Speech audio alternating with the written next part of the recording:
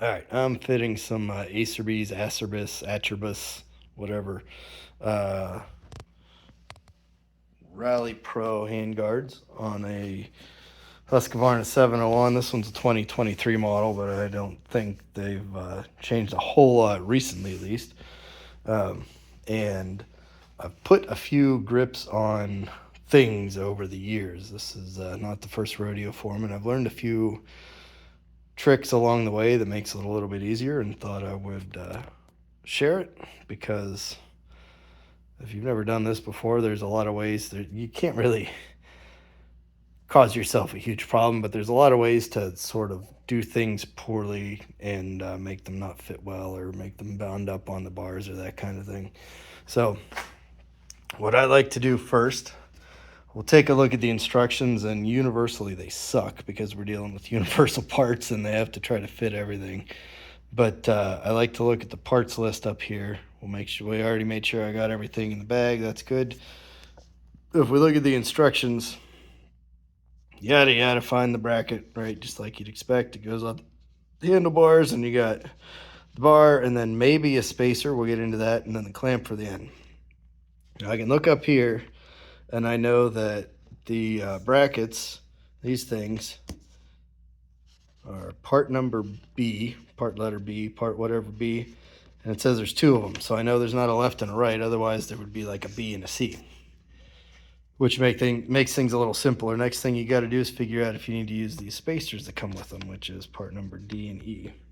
If I read the instructions, these ones say use D for fat bars, 28 millimeters, which is what I've got. And then they say use spacer E for 7/8 bars, which I know I don't have, so that's out. And then it says don't use spacers F or G, which doesn't make any sense because F is the thing that holds the bolt for the bars in the end. Um, don't use F or G for 28 millimeters. So basically, we got to figure out on our own if we need a spacer or not. That's not hard to do. They even give you a picture and show you that, hey, this thing's got a little taper, so you want to make sure it fits on the bars right. And we'll go from there. But first thing I'm going to do is come over here to our pile of parts. We're going to get some things ready. We need to figure out if we actually need to use these things, because some bikes just have a bolt hole in there. You can use my KTM 1090 did. If you don't have one, the way this works is you put these two little guys together, and they give you a couple of those really long bolts there that go through it, and you tighten this together, and part Q or whatever the hell that is on the left pushes into part Y over here and spreads it out, and those little knurls grab the inside of the bars. We may not even need that on this bike though. So what we're gonna do is we're gonna take one of these big ear bolts, and we're gonna stick it in the end of the grip, feel around for threads. I don't feel any. It's kind of hard to see in there. I tried putting a flashlight in, you can't really tell, but I don't feel any threads in there. The big 1090 over here, I didn't have to use any of these. Inside the bars there were some threads, and these just happened to fit, which was nice. But we know we're gonna need the doodahs over here when we get that far, so we're prepared from that end. Next thing to figure out is if we need the spacers. So here are the skinnier spacers for the fat bars.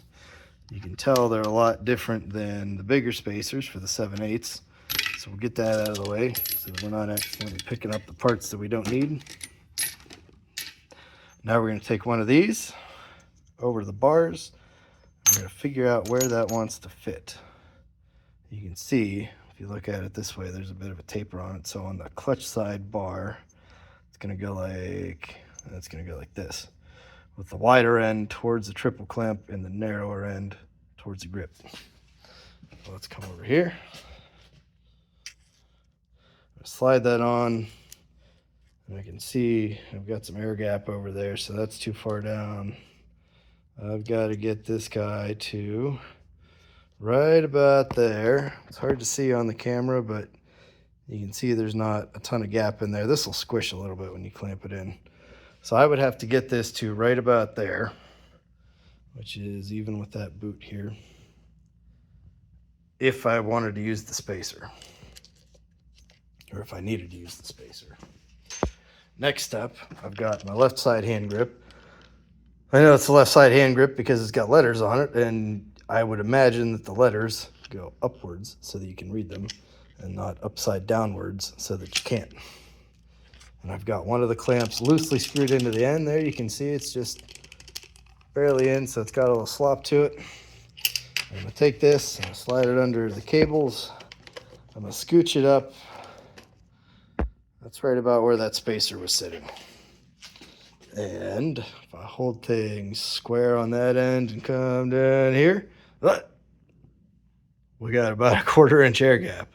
And I don't have any more play up here. I can't move this down any further. So I know that I'm going to be at option 3, which is no spacer. Let's go ahead and slide these down. That fits there really nice. That's about where we need to be. Yeah, and I know this is way further down than where that spacer fit. So definitely going to be going that way.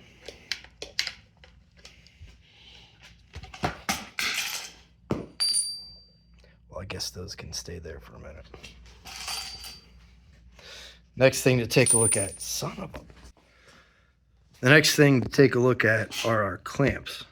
They're going to clamp us onto the bars. This is going to be hard to see again too. You just have to trust me. One side of these are not tapered on the inside. If we look at the curve, I've seen some that are, these ones aren't. So look at that, hard to tell because it's black, but this curve is the same size on each side. What is not the same though is the offset on the holes that are through the middle. You can see this side is a little skinny, and this side down here is a little bigger, and this side's a little bigger. So the holes are a little bit offset. Hopefully that's intentional. Usually it is, because these are going to need a little bit of tilt on them so that they fit on those bars, because the bars have a taper. So we're going to figure that out before we put the bolts in and clamp them down. So with the clamp in here this way, you can see the left side of that has a smaller gap than the right side. So when I screw them down, everything's going to be a little crooked. I'm going to flip this around. We'll take a look at it. So I turn my clamp around, and now I can see. It's so hard to see in this light, but I can see. Maybe you can't see, but I can see that that gap looks a lot straighter. I got a straight shot through the hole in the back to the other side of the bar, so that when I put a screw in there, it's going to be a little straighter. If you're putting the screws in here and you got to really roach on them and it feels like something's crooked, take it apart, flip that clamp around, make sure everything's working right. Different hand guards work different ways, but that looks like that's how these ones are going to go on. All right, next thing, and this is just a me thing. This isn't a thing you have to do, but this is a brand new bike, and these are Purdy bars, and I'm going to bang it up anyway. This thing's going to get it ridden off-road. It's not going to be a pavement queen, but just in case I end up not liking these hand guards, and I don't want to see a ring around here from where you've had two pieces of metal rubbing on each other. If I change it to something else, I'm going to put a couple wraps of this Teflon tape around here. Now this, in this case, is a purely cosmetic thing. All it does is make the bars look nice under where those grips were. But later on, and I do this to all my bikes, I'm going to put, a lot of people do this to their bikes. This is an old enduro rider's trick, but I'm going to put some of that Teflon tape underneath of the mount for the clutch lever.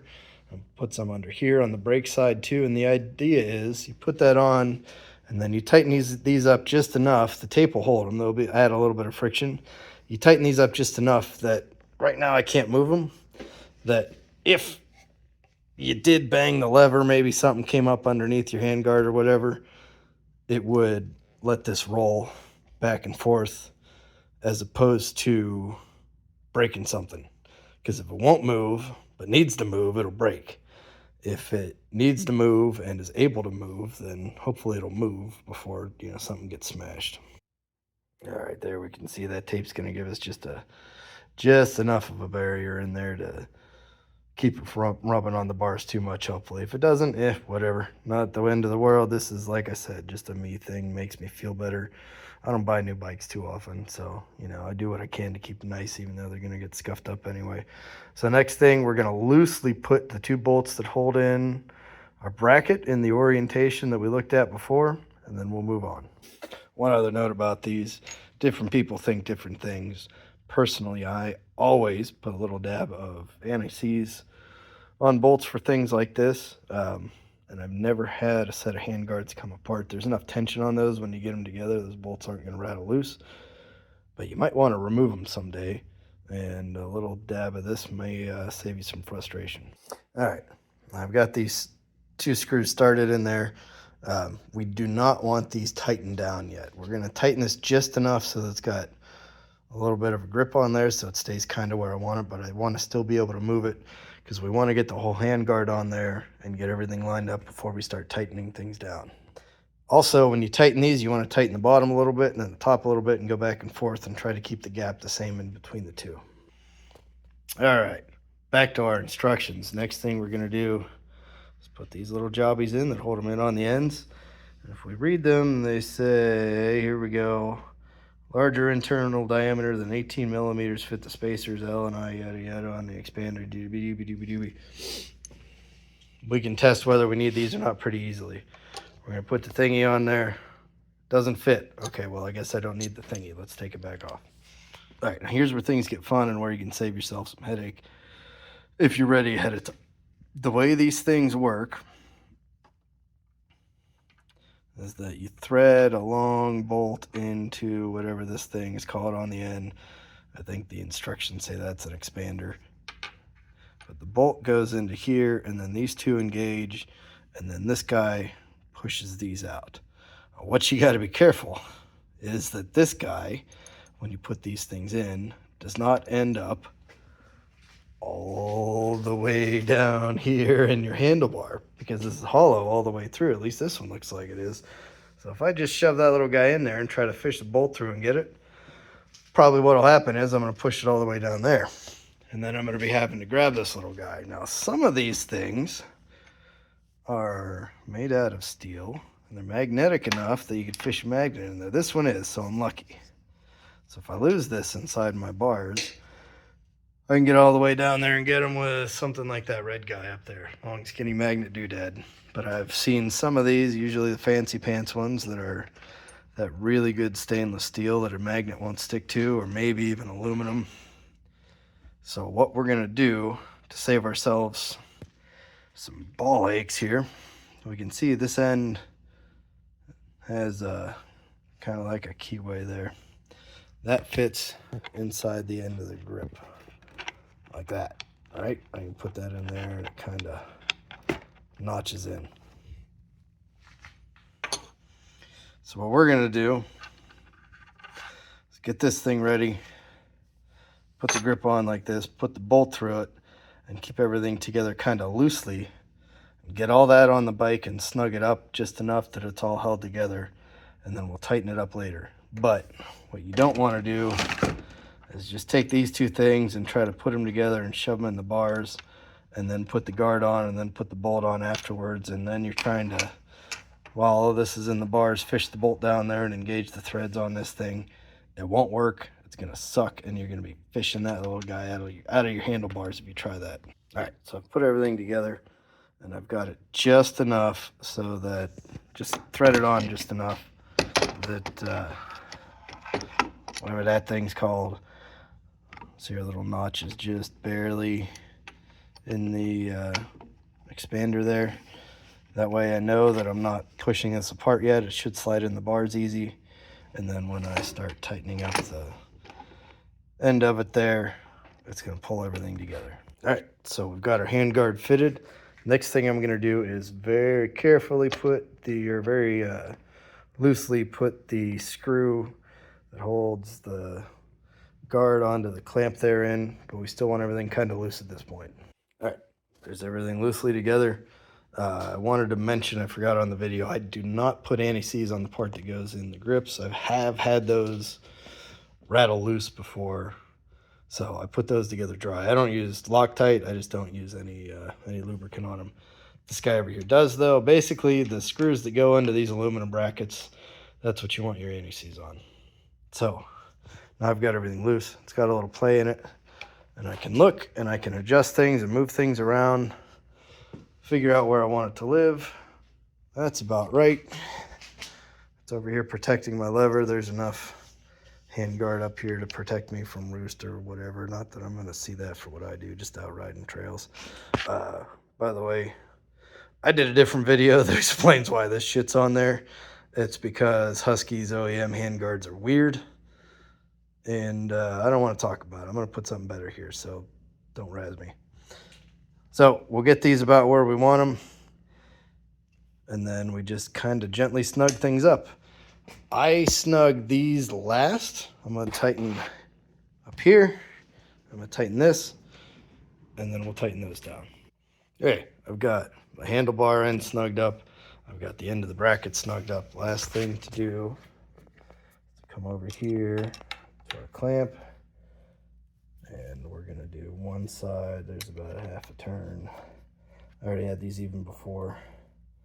And the other side, just half a turn until things snug up. Half a turn, that's feeling pretty tight. Another half a turn. I'm not going to roach on these real hard. These are aluminum parts, and we're putting steel screws into them. So it's really easy to strip. Not really easy. These Acer Beast guards are pretty good. It's not going to be super easy to strip them, but you know, if you go buy something on Temu Express or whatever the hell people buy shit on these days, you might get a piece of crap, so be careful with it. But this doesn't have to be super tight. It's snug on there. It's not going anywhere. Everything's good. The throttle side is going to be pretty much the same with one exception. We've got to make sure that our expanders here allow the handguard to stick out far enough past the end of the grip so that it's not interfering with our throttle. Because you may not know this, but this part has to move, otherwise motorcycle no go-go. So we got some options here. Here on our parts list, you can see there were these little spacers that you were supposed to use if you got bars that are 18 millimeters wide on the end, but we looked at that and we didn't need them.